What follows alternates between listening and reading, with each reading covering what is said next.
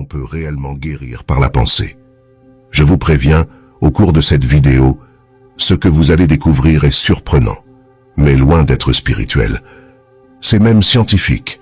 Cette vidéo sera basée sur de véritables études scientifiques issues du livre « Devenir super conscient » du Dr Joe Dispenza, un neuroscientifique de renom qui a passé des années à étudier le fonctionnement du cerveau et du corps humain pour comprendre la liaison intime entre le corps et l'esprit.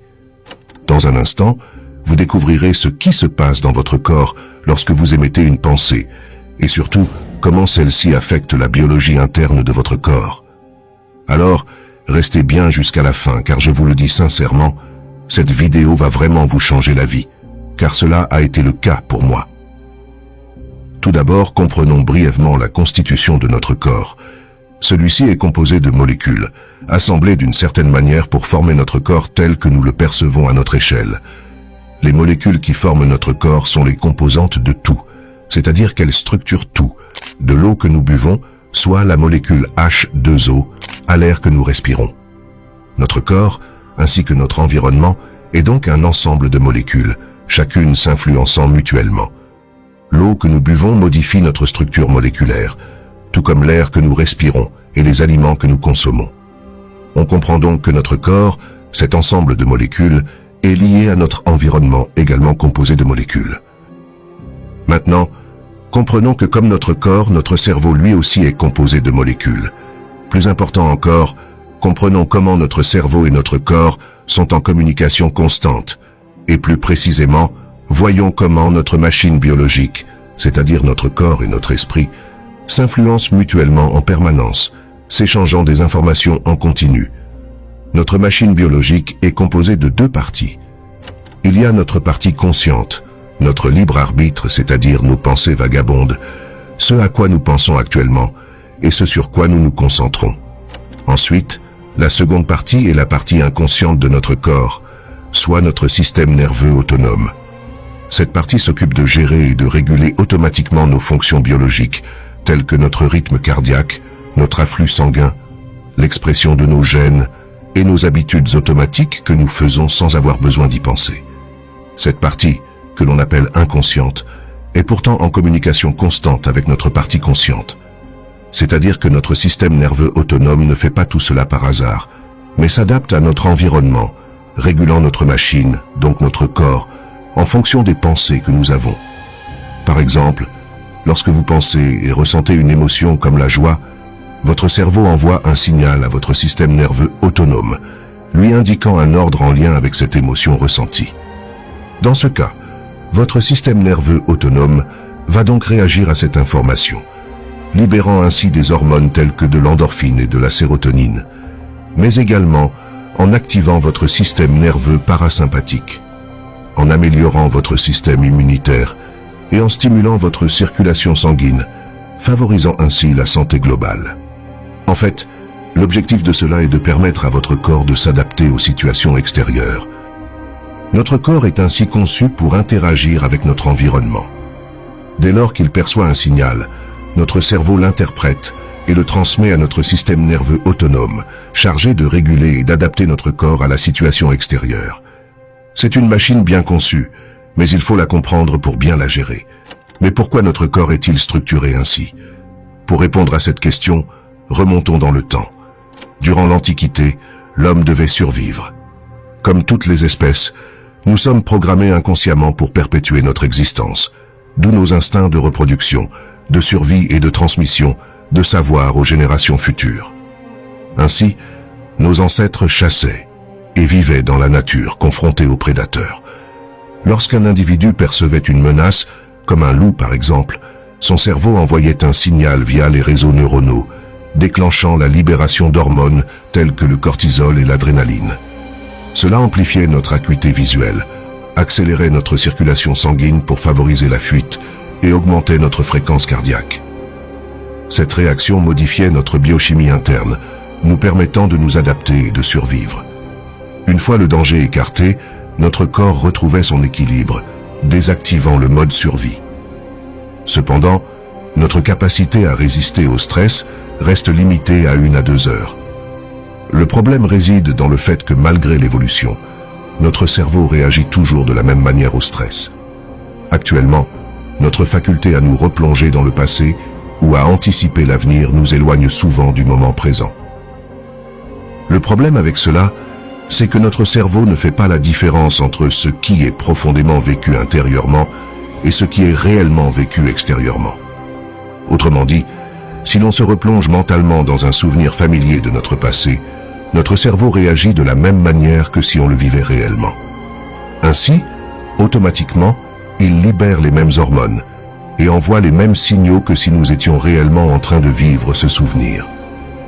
Nous avons tous déjà anticipé un examen, par exemple, et stressé à l'avance, nous rendant malades intérieurement avant même que l'événement ne se produise. Cela est dû au fait que nous nous imaginons tellement profondément le fait de vivre cet examen que nous ressentons même les émotions qui y sont associées.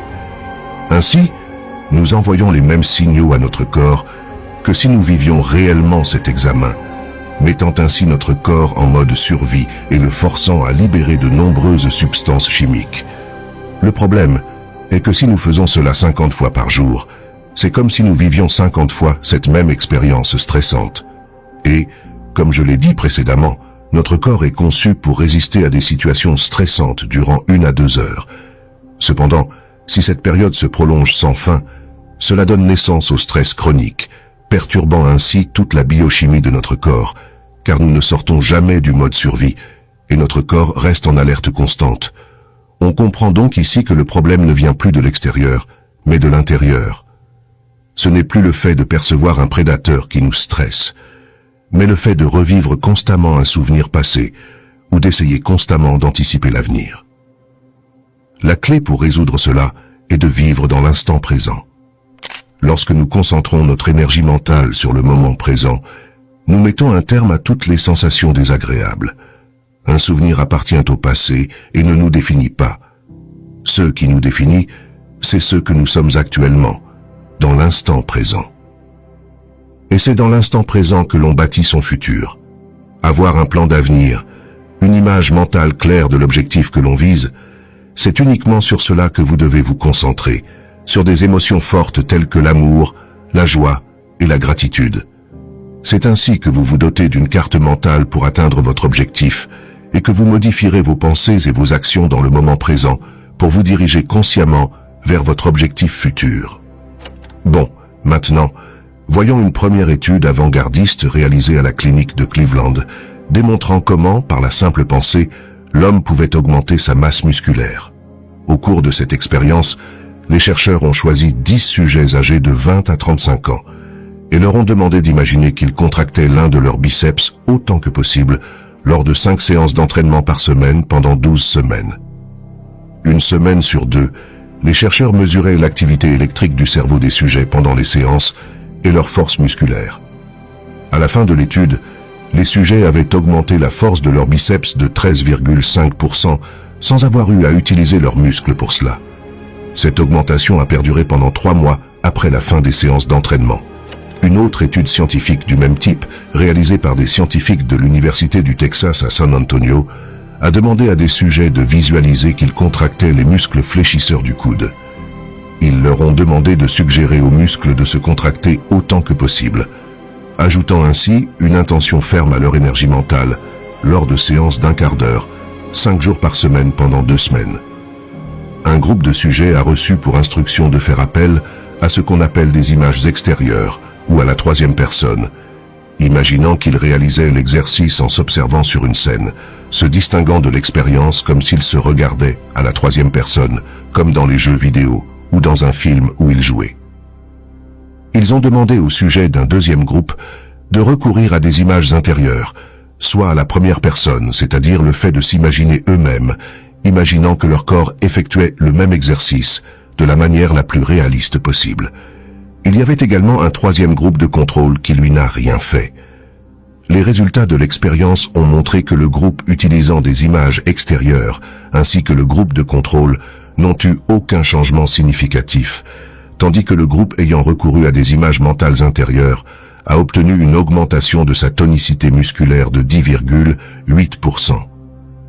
Ces 2 études nous montrent à quel point le cerveau ne fait pas de différence entre les scènes mentales profondément vécues et la réalité, influençant de la même manière notre corps.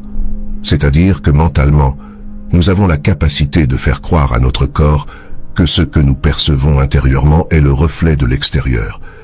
C'est un atout puissant que possède notre cerveau si l'on maîtrise bien ce principe. Maintenant, bien que ces études soient surprenantes, elles n'en sont rien comparées à celles que je vais vous présenter par la suite. Avant, on pensait que les gènes étaient à l'origine des maladies et que l'on était à la merci de son ADN.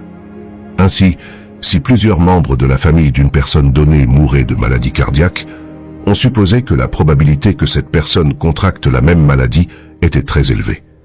Mais aujourd'hui, grâce à de nombreuses recherches, notamment en neurosciences, on sait grâce à l'épigénétique que ce ne sont pas les gènes qui créent les maladies, mais bien l'environnement qui programme nos gènes à former des maladies. Qui plus est, ce n'est d'ailleurs pas seulement l'environnement extérieur à notre corps comme la fumée de cigarette ou les pesticides, mais également notre environnement intérieur, c'est-à-dire tout ce qui se passe au niveau cellulaire. Comme nous l'avons vu précédemment, les émotions constituent des témoins chimiques. Elles sont le produit d'expériences extérieures. Ainsi, quand nous réagissons à une situation extérieure qui produit une émotion, la conséquence intérieure est que nous signalons chimiquement à nos gènes de s'activer, soit de se réguler à la hausse, donc de s'exprimer davantage, ou de se désactiver, soit de se réguler à la baisse et donc de s'exprimer moins. Ce ne sont donc pas les gènes qui changent physiquement, mais leur expression. Et c'est cette expression qui a le plus d'importance, parce que c'est elle qui affecte notre santé et notre vie. Ainsi, même si une personne a par exemple une prédisposition génétique à une maladie spécifique, tant que ces gènes continuent d'exprimer la santé au lieu d'exprimer cette maladie, la personne ne contractera pas la pathologie en question et restera en bonne santé.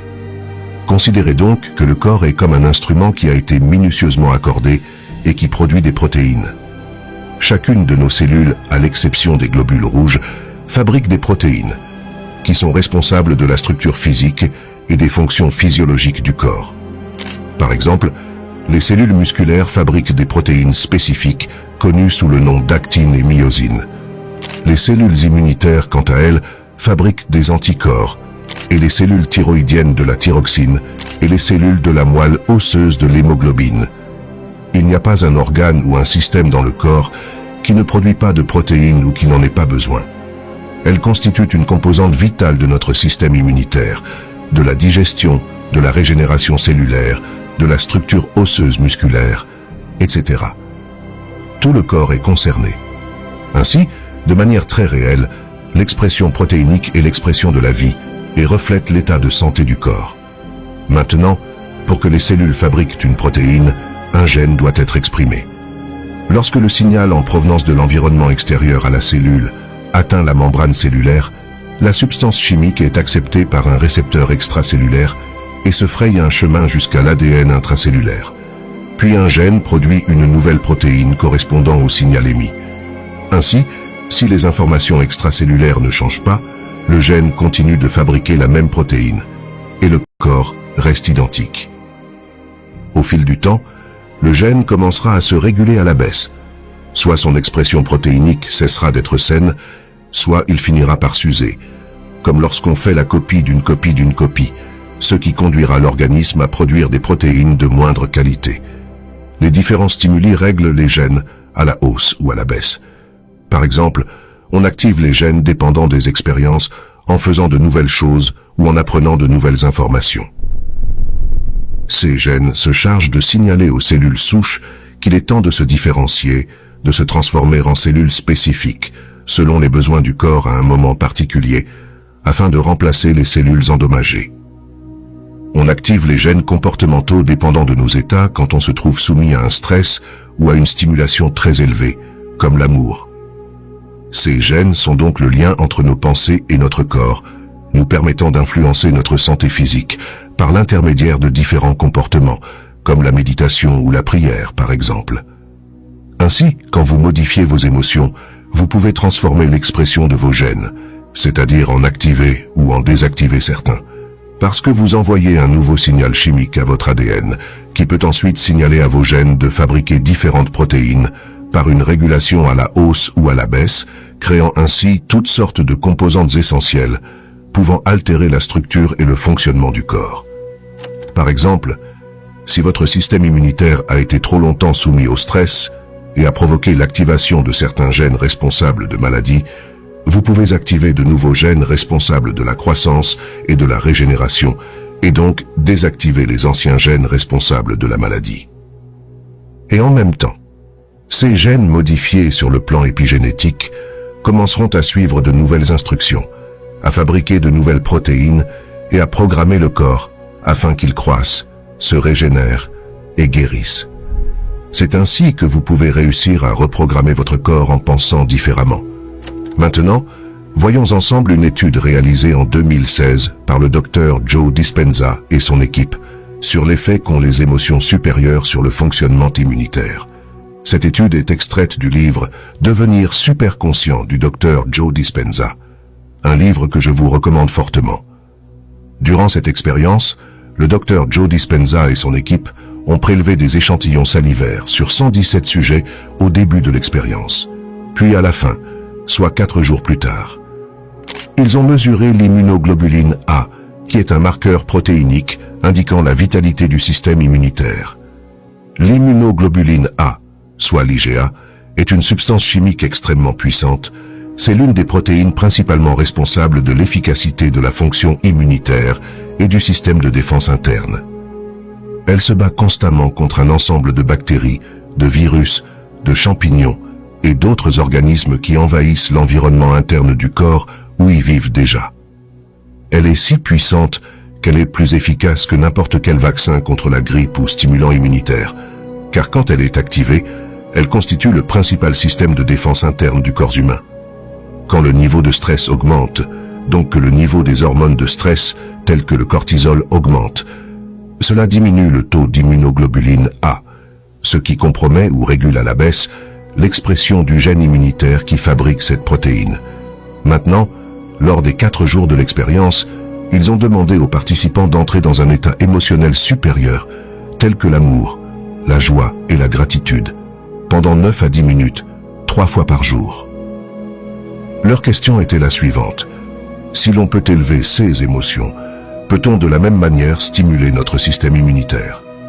En d'autres termes, ils voulaient savoir si les participants pouvaient réguler à la hausse les gènes responsables de l'immunoglobuline, simplement en modifiant leur état émotionnel.